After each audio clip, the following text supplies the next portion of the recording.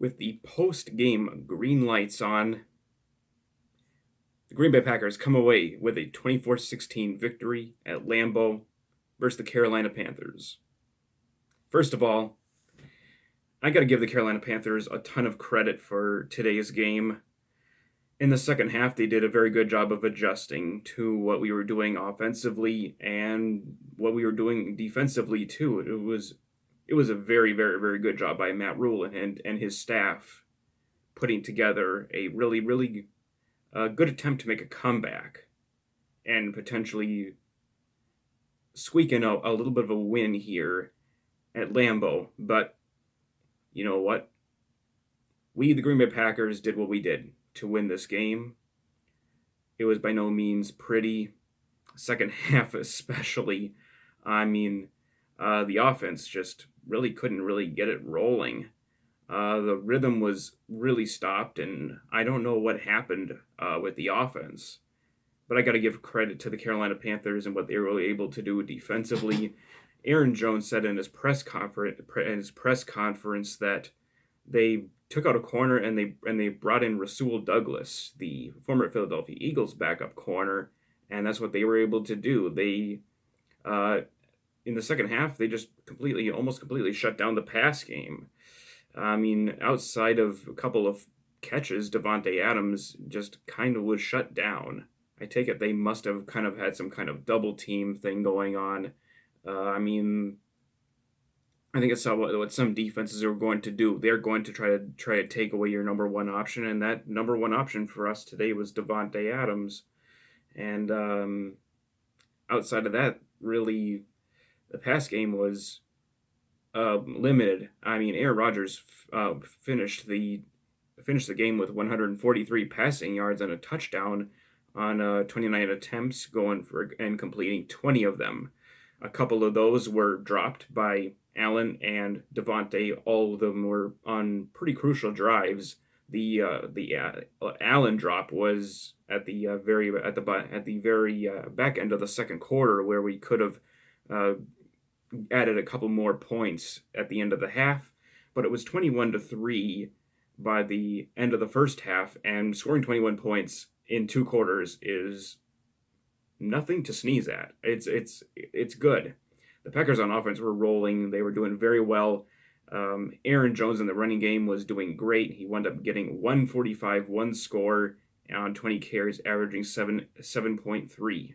It's great to have Aaron Jones come back and have an explosive game like that again after kind of being limited a little bit to lesser amount of carries, in which Jamal was kind of taking some of them, and Jamal on that day or for tonight was for missing because he went out with some type of a quad injury, and after that he wasn't seen again. But it was an Aaron Jones day for the Packers on offense, and this is something that we could use every once in a while.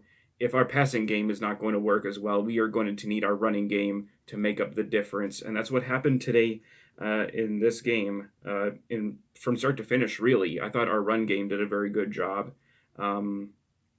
But when we needed to, our pass game, there was some uncharacteristic 3-and-outs, and some of that had to do with our offensive line not being able to block very well today. I think it was at our left side of the offensive line. I mean, Lucas Patrick had a difficult day today at the left guard spot. Then there was a tremendous amount of pressure from time to time that the Panthers gave us tonight, and that's what happened. I mean, 5 sacks. A couple of them were coverage sacks, but man, I also forgot about Derek Brown. I mentioned in the live stream that the Panthers had some guys up front. They had Brian Burns, who was one of their best pass rushers. He did a pretty good job tonight, and then I forgot about the rookie sensation Derek Brown. He had a very, very good game himself. I think he got 2 sacks in the game. Coming from the right defensive tackle position, I believe. I mean, he's a really, really good young player, and as happens when you have a high first-round draft choice, you can get a Derek Brown-type player. Offensively, it was both good and bad. There is certainly a lot of things to take away from it, not much at all.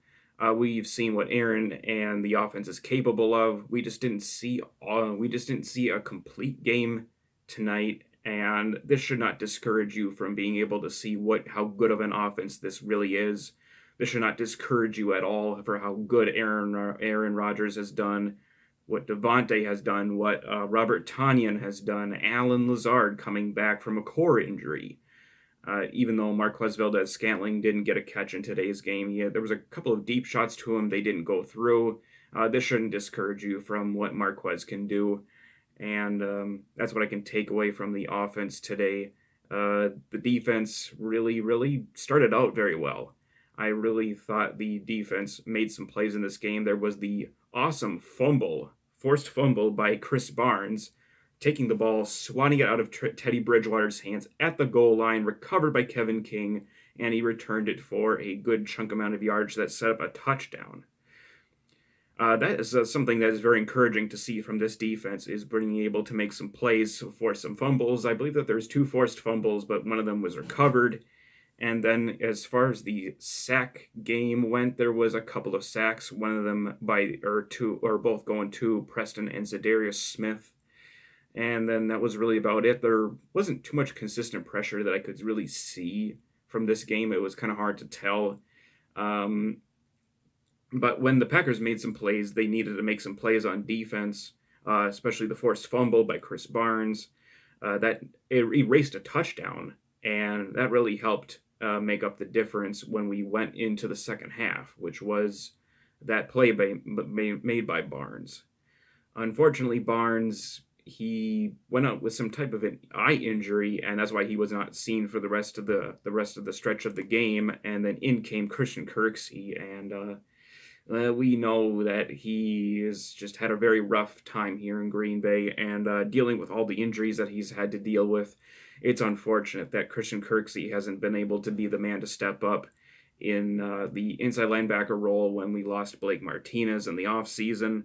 But fortunately, we do have 2 young, promising inside linebackers, Chris Barnes and Kamal Martin. They made some plays today, and I think these are the 2 men that are probably, when healthy and ready, they can make some plays here for the inside linebacking core. As far as the Panthers, what they did on offense, Teddy Bridgewater, 21 of 35, 258, no touchdown passes, but he did get one on the ground on 4 carries for 26 yards. Mike Davis, 59 yards on 14 carries averaging 4.2 on the ground. And then you had the little-known Rodney Smith with a couple of carries on 23 yards. And for the receiving, we know that Matt Rule, their head coach, can really, really do things to take some stuff from the college and transition it to the pros. And what he was able to do for his offense with Teddy Bridgewater was very well done. I thought they did a really good job. They were able to get some completions over the middle, some short passes to running backs, like I previously mentioned in the live stream. If you missed it, go ahead and check it out. And also, this is kind of what the Detroit Lions did to us last week, too. The Panthers just kind of took what the Lions were able to do and duplicated it. The leading receiver for the Panthers was their number 1 receiver, DJ Moore, getting 131 yards on 6 catches. And a lot of that came off that big chunk play of 40 yards, and which he broke a couple of tackles, and that led to a score by the Panthers. I can't remember if it was their touchdown or if it was their field goal. It was one of the 2, but give or take, the Panthers did what they needed to do to give us a game. They were going to make us fight for our money, and we got the money. And the Carolina Panthers, at the end of this day, will be 4-10. We are 11-3. You guys, despite what happened today, despite the little things that didn't go this way that probably we would have liked to have seen, should not discourage the fact that this is a team that can make a Super Bowl run. All right, we did it last year. We made a Super Bowl run. Unfortunately, it fell flat against the 49ers in their stadium. But what if we get a Lambeau? Or what if the playoffs go through Lambeau? What if we get the number 1 seed? Then what? I mean, the Packers have not had a Super Bowl run ever through Lambeau, ever, and at least not in the Aaron Rodgers era. The last time that has happened, it was in 1996, back when we won our third Super Bowl with Brett, Reggie, Antonio Freeman, all those guys. What if a Super Bowl run runs through Green Bay this season? Then what? With some factors playing in, it could happen.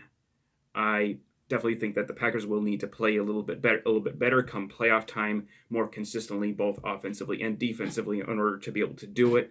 Got to stop the run a little bit better, and just come in there in the fourth quarter, maybe play more aggressively, as we have seen this fourth quarter defense just fold.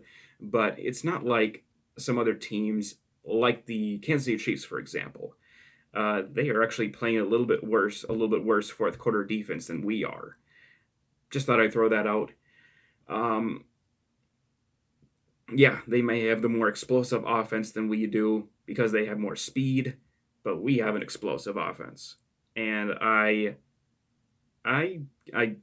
gotta say, this was a very good, and this was not by any means the best win, but it's a good win for us. And we are still in the driver's seat to take the number 1 seed. And with a Kansas City win against the New Orleans Saints tomorrow, that could help it a little bit more. If we can clinch the number 1 seed, that'll be great. And I'm not counting on it, but that'll be great. And with that, I'll catch you guys later for another video. Go Pack, go!